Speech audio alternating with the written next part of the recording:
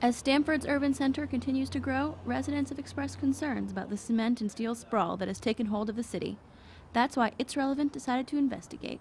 We're finding out where you can go to see grass, play frisbee, or enjoy lunch, and why you may not have heard of these places before.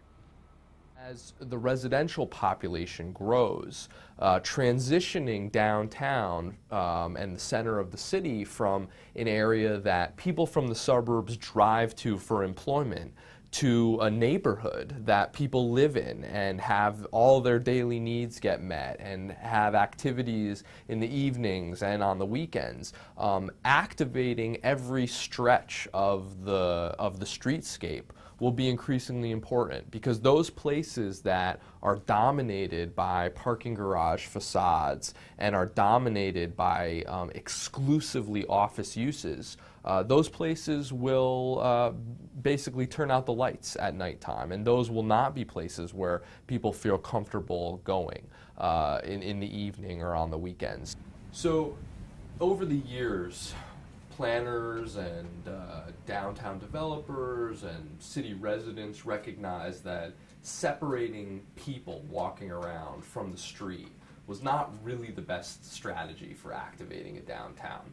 You really want people on the sidewalk, you want people looking in the storefronts, you want all that activity that makes cities vibrant and interesting to take place on the sidewalk. So mixing cars and mixing pedestrians with automobiles is actually what makes a city thrive, what makes it interesting and a vital place to be. When a building goes up in downtown Stamford, there are a number of building codes that they have to abide by, and one of these regulates the total size of the building. So what if a business needs more space than the codes allow? That's where these secret parks come into play.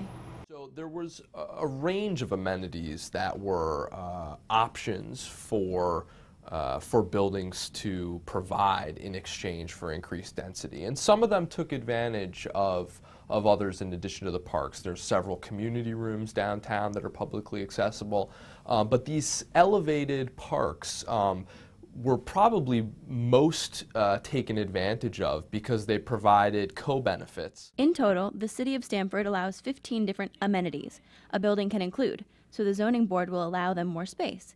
These can include daycare facilities, community rooms, public parking, and you guessed it, public plazas, or parks that the public can use.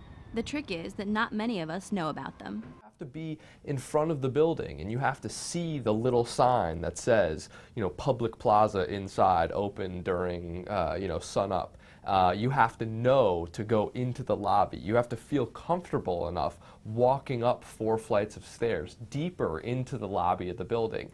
You have to be assertive in speaking with the security guards and the people working in the lobby to say that, no, I know that this is publicly accessible. And that's a hurdle, a barrier for entrance that a lot of people are just frankly not willing to take. Decades ago, Stamford city officials thought it would be a good idea to build these plazas above ground level, which is one of the reasons that many of these parks seem to be atop buildings or garages. And they were almost in line with what they would have had to have done anyways, because the buildings all had this form of being a parking deck with an office building on top.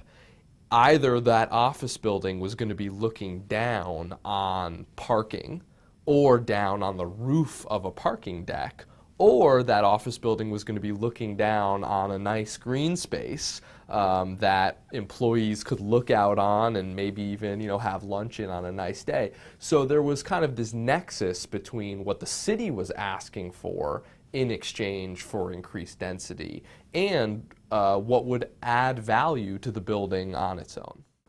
These public plazas are privately owned public spaces, which makes them a little different than public parks in Stamford. They are only open for the public to enjoy during the day. However, Kouris says he thinks all parks should have significant thought put into what is designed around them. Really what a park needs is activity on its edges, things that force activities to spill into the parkland. In future stories, It's Relevant will be looking at a few of these plazas, as well as some other public parks in the area, so when you're seeking a few moments of quiet in the middle of a city, you know where to turn.